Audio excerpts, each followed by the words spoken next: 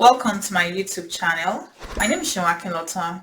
Before we get started, I would encourage you to like this video, subscribe, and also remember to press the notification bell so that when I upload new videos, you'll be the first to be notified. Today, I would like to talk to you about when the going gets tough. What do you do when the going gets tough? Especially in a year like 2020. 2020 has been generally tough. It's no news that we survived or we're still going through a pandemic. So what do we do when the going gets tough? Do we throw up our hands in the air and say, oh, I give up? Or do we keep pushing? I remember as a little child, when my mom goes to the market, on our way to the market, I'll just give her a list of the things I wanted her to buy for me. And that's because I believed that once my mom goes to the market, all she needs to do is just to talk to the market women and they will give her whatever she requests for. I didn't know that she had to pay for those items. I thought they were free. And that's the mind of a child, because a child does not really understand what problem means or anything like that. But as we grow older, we're faced with like different challenges. I don't know the challenges you're going through. There are different types of challenges in life. It could be marital challenges. It could be challenges at work. Maybe you have a boss that is just all over you and won't let you breathe. It could be the death of a loved one. We've experienced a lot of people dying in 2020. In fact, it got to a stage that I was so scared of picking up my calls because I didn't know what the other person is going to say. So 2020 has been really tough in terms of not knowing what is going to happen tomorrow. A lot of people are dying. A lot of people are having like health complications, and it just seems like there's no end. In fact, about 2 months ago, we had a major storm. The storm killed about 3 people, and our neighbors had their tree fall down. It was scary. It was scary, and it just seemed like we have all these things going on back to back, like there's no end. But as strong people and as people that are determined, what exactly do we do when the going gets tough? I don't know what you are going through. I don't know your particular situation. I don't know what you are dealing with in your life right now. But I do know that there are strategies that you can use to cope when the going gets tough. For me personally, one of the things that I did at the beginning of this year was I started a new venture, and I was really looking forward to doing some things in that new venture. So around February, when the news of, okay, coronavirus is really getting big, the first time I actually heard about it was in December, but I wasn't paying attention like most people. I was just like, okay, it's still in China. I never thought that it could cross the border and it could affect me where I was or where I am. So I was just living my normal life, and I had big plans. One other plan that I had at the beginning of this year was to go to Nigeria with my family. We wanted to go to Nigeria. I was part of an organizing committee, and we were planning a global conference for my high school. It was supposed to be fun. It was supposed to be a big reunion. That didn't happen, of course. The kids' school closed down. They were supposed to close down for 2 weeks. And at first I was like, yeah, okay, this is good. But then here we are, we're still home after 6 months. Workplaces closed down. Things were just not going right. And it just felt like this is really tough. This is really tough. And I lost a couple of people that are close to me. And it was really tough. It was a lot of downtime. I didn't know how to react at first. And I'll tell you that it really got me to a stage whereby I was feeling lost and I was feeling hopeless. But thankfully, I was able to get back on my feet and I was able to push further. And right now, I can tell you that I'm able to make something meaningful out of 2020. So talking about when the going gets tough, I just want to share some strategies with you. I'll share 7 strategies. And as I go through those strategies, I am really hoping that you'll find something that is meaningful that you can apply to your life out of these 7 strategies. The first thing that I believe you should do that I have done or I will do when the going gets tough for me is that I will dream new dreams. A lot of people or things we hear like the 2020 has a virus, let us uninstall. 2020 actually has some type of blessing. It depends on how you're looking at it. But if you're going through tough times, I believe that this is actually the time that you can dream new dreams. You can daydream. When you daydream, it kind of makes you feel happy. You can just close your eyes, just imagine that you are on an island doing whatever you love to do. You can close your eyes and just, think about good times, think about times past where you've enjoyed a certain activity. Just daydream that maybe you're the richest person in the world, or you can daydream that you have 4 children. I don't know, maybe that's your dream. Whatever your dream is, just close your eyes and begin to dream again. It really helps. It really, really does help.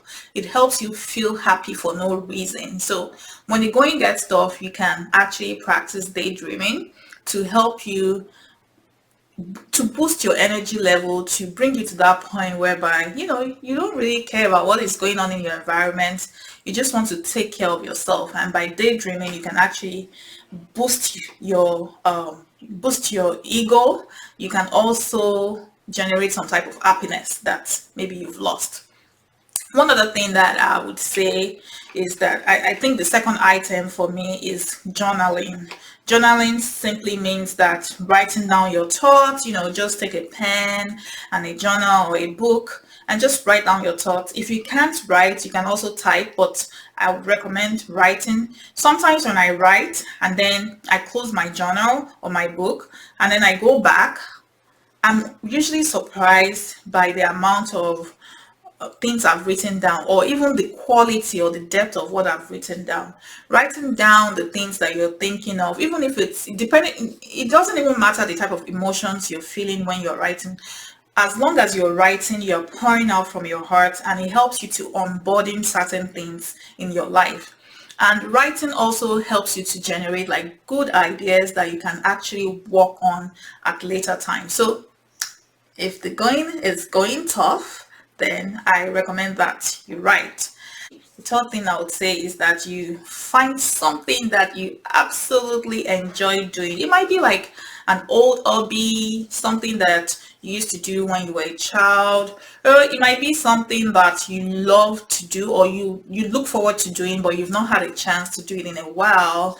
An example could be knitting, an example could be painting your house, because doing those things give you a sense of fulfillment. So for example, if you have not painted in a while, or maybe you've never painted and you decide to pick up that hobby, seeing yourself painting and seeing that result kind of takes your heart away from whatever it is that is bothering you.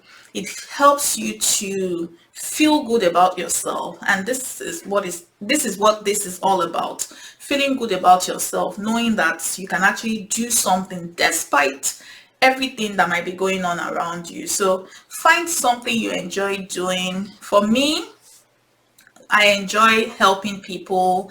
I enjoy talking to people. I enjoy making lives better. So yeah, I'll definitely reach out to people. I've been reaching out to a lot of people and I've been asking them what I can do to help them. The fourth thing you can do when the going gets tough is to volunteer. I know a lot of people don't like to volunteer, but volunteering is actually a very good exercise that will make you feel really good about yourself. Volunteer can make you feel like you're saving humanity. It makes you feel like you're doing something so grand, and that is what volunteering is all about. Volunteering is about not thinking of yourself, but thinking of other people and how you can help them.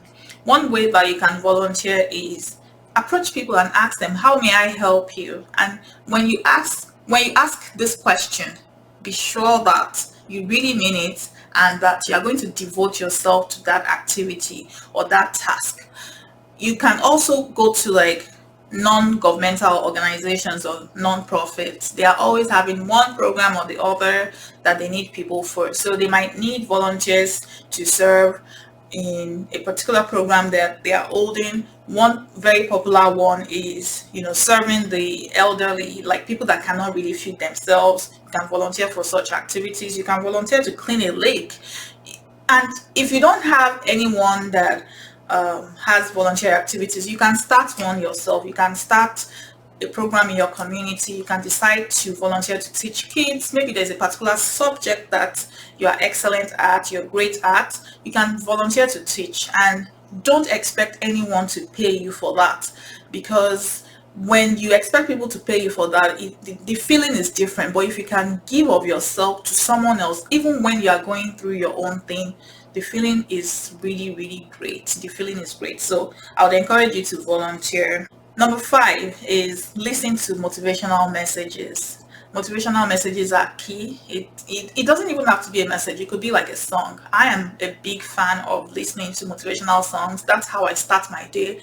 Every morning, my family knows me. I'm always playing one song or the other. It boosts my it makes me feel good. It makes me feel good. It gives me hope that there's a better tomorrow. It just helps me to jumpstart my day in a way that I'm looking forward to something positive happening today. So songs or messages, we have different types of speakers out there. You can even come to my channel and be motivated every Monday. Even it doesn't have to be every Monday, it could be every day. You could watch my past videos.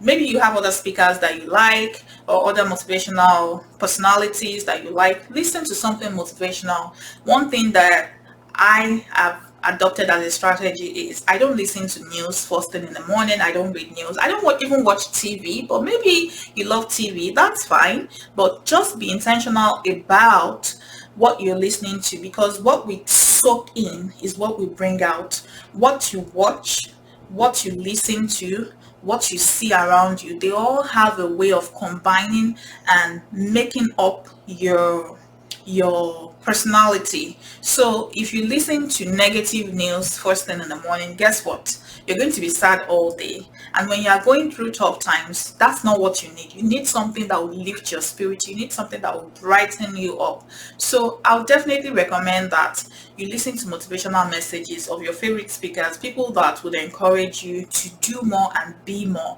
It will lift your spirit and it will help you to overcome those tough times.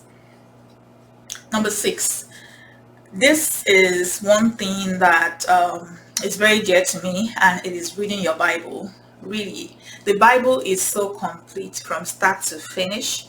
The Bible is one of the greatest hope givers that I've ever experienced in my life. I grew up in a Christian setting, right? And I gave my life to Christ when I was really, really young. But beyond that, one thing that I've done that has really helped me is the fact that I love to read my Bible, and I love to apply the things that I learned from my Bible in my life. And, just reading the Bible would give you different perspective about life, that no situation is permanent. You have a lot of personalities in the Bible that went through really, really tough times. An example would be Abraham. Abraham didn't have a child, even though God promised him that he was going to be the father of many nations. And he had every reason to doubt because the child was not forthcoming, right? And he had to believe in God. He had to be steadfast in God. And eventually God gave him a son. God gave him a son with his wife Sarah. And you can also think about the story of Anna. Anna was a woman that was without child, and she really, really wanted a child. She prayed hard about it, and God answered her prayer. We can talk about the story of David. David killed Goliath with a slingshot, a stone and a slingshot. And you can read about so many stories of adversities in the Bible, people that have really gone through tough times. An example could be Samson. Samson used to be a strong man that, he could kill anything, and then he was subdued by Delilah. Eventually, he was still able to pray and he regained his strength. So Bible has a lot of stories of adversities, men and women that have gone through that went through adversities, and eventually they are able to overcome those things. So it helps you to find relatable experiences that you could relate with, or maybe someone that had their child died and their child was revived. Even the story of Jesus Christ is very relatable. I mean, like, who dies after 3 days? Who dies and is being raised after 3 days. That's supernatural. So the Bible is definitely a book that if you have not been reading it before now, you want to dive into it, especially in these times of uncertainty with the pandemic and all. But if you read your Bible, if you soak yourself in your Bible, it can really help you to overcome any tough situation or challenges that you might be going through. The last but not the least is item 7, and definitely this is something that is dear to my heart as well. Prayer. Prayer is a form of communication, and I know that it has become a cliche, because if you go to someone and say, oh, I'm praying for you, or go and pray, it can sound cliche because it's not like solution oriented. Like it doesn't involve like physical things or actual things that you can do to resolve that situation that you are going through. But guess what? There's power in the words that you speak. So prayer is a form of communication. It's a way that you use to express yourself. And when you just pray, great things happen.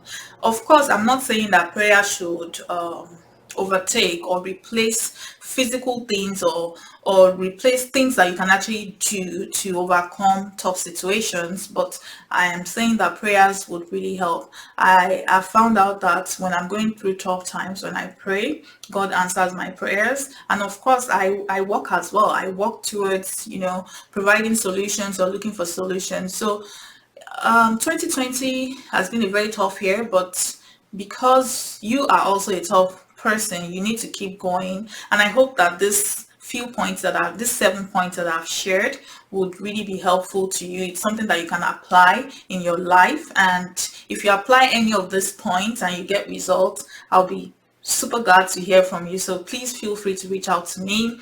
Now that you've heard my own 7 tips of what you can do when the going gets tough, I would like to ask you a question. What do you do when the going gets tough? So comment below and let me know what you do when the going gets tough. Also remember to like this video, subscribe, and also press that notification bell so that when I upload new videos, you will be the first to be notified. Thank you. Until next time, be exceptional, be intentional, and be on point.